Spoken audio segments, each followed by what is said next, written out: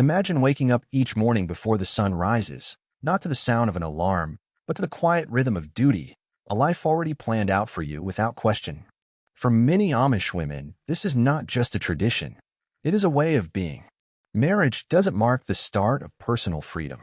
In fact, it often signals the beginning of even greater obedience. These are the 10 strict rules Amish wives must follow after marriage, and most people outside the community have never heard of them. Total submission to the husband. In the Amish world, marriage brings about a firm shift in spiritual hierarchy. Wives are expected to submit to their husbands in almost every aspect of daily life. This rule is grounded in the Amish interpretation of Ephesians 5 verse 22. Wives, submit yourselves to your own husbands as you do to the Lord.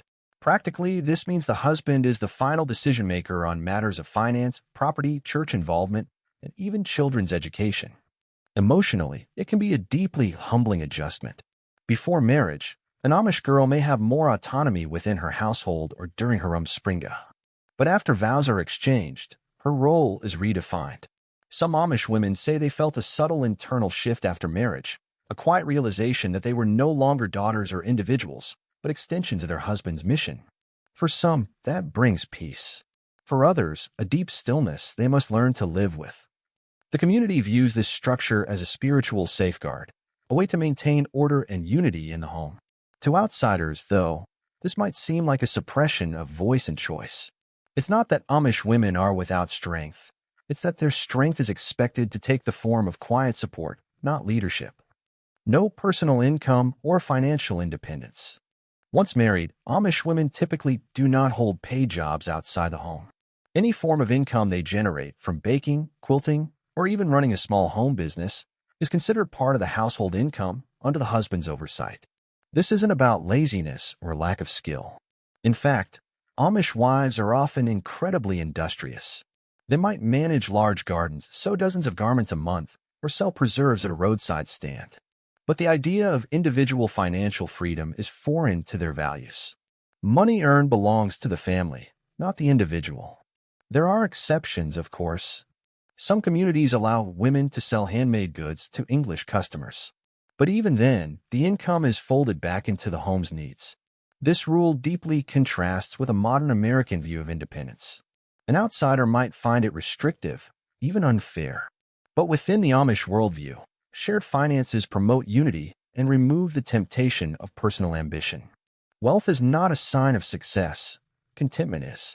Head covering at all times. After marriage, the wearing of a head covering, called a cap, becomes non-negotiable. It's not merely a symbol.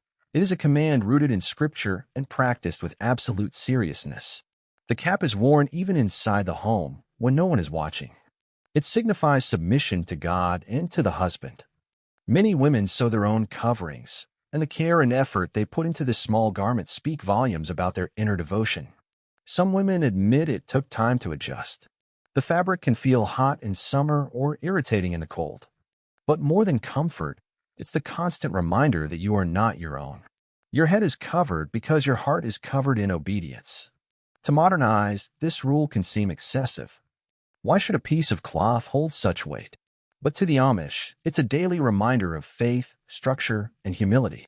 Can you imagine living under a rule like this, where your entire day revolves around others' needs?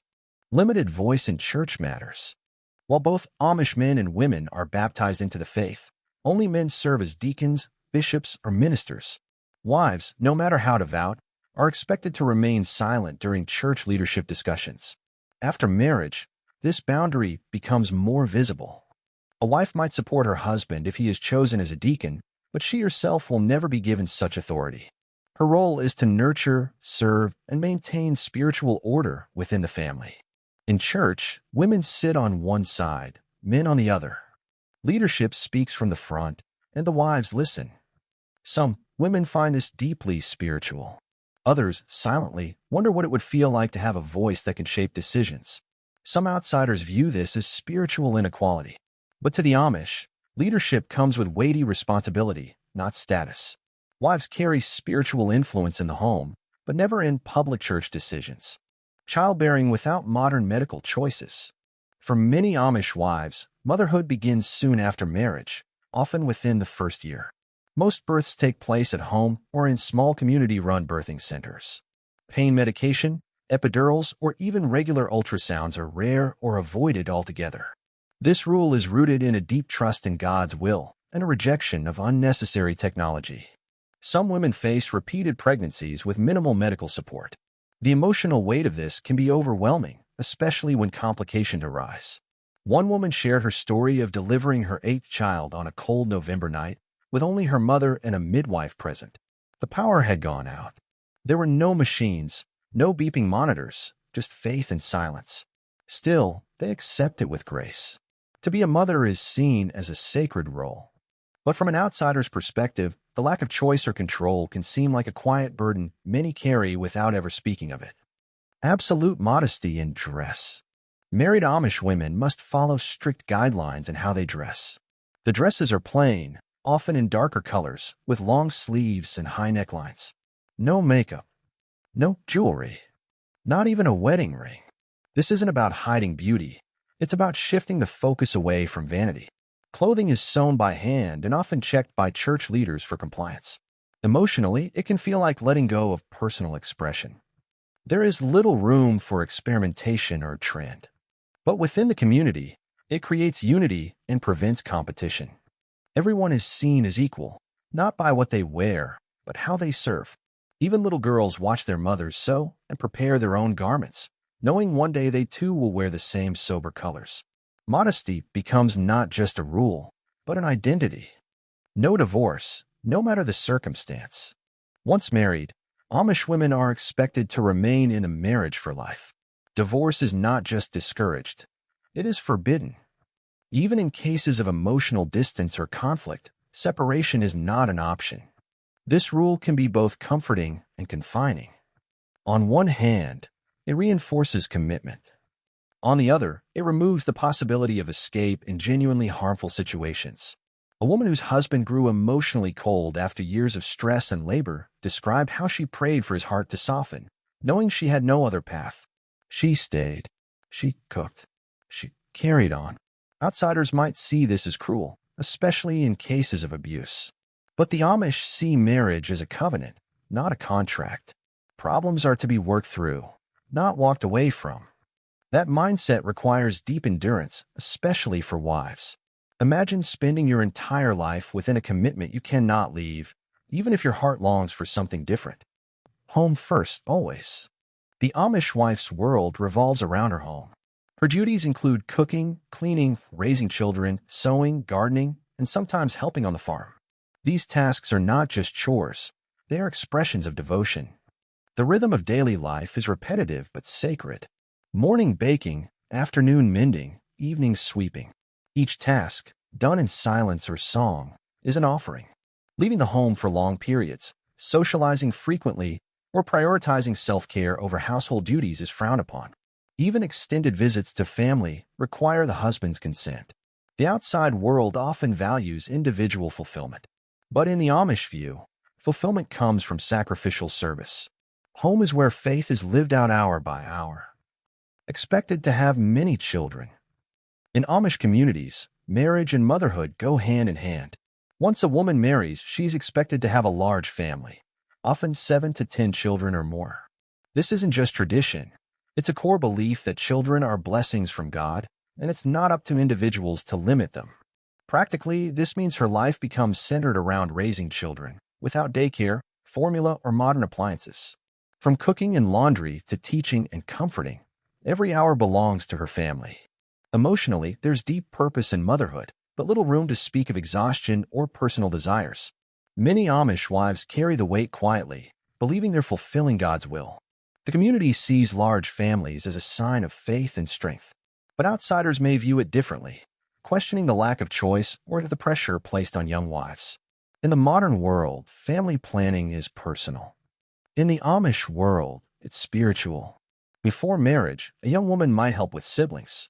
But after marriage, the responsibility becomes her own, and it begins quickly. For many, it's not just expected. It's the life they've been raised for. Hosting with grace, always. Married Amish women are expected to host guests, often on short notice, and always with warmth and humility. Hospitality is more than politeness. It is a spiritual practice. That means preparing meals from scratch, making space even in small homes, and presenting oneself with joy regardless of how tired or overwhelmed one might feel.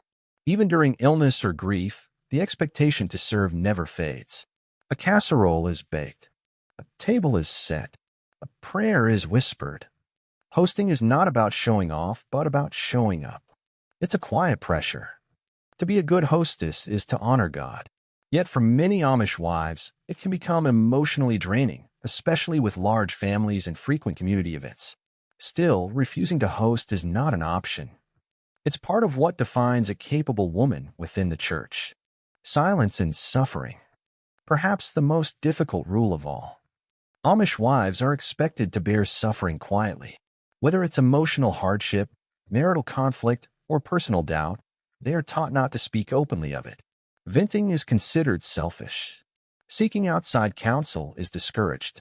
Instead, prayer, submission, and inner strength are the tools a woman must use. One wife described how she wept silently at night while holding her baby, struggling with postpartum depression but having no language for it in her community. No one asked. No one offered help. Yet she carried on. To the Amish, this preserves harmony and keeps gossip at bay. But to the outside world, it can feel like a dangerous suppression of emotion. Some women carry heavy burdens for years without ever expressing them aloud.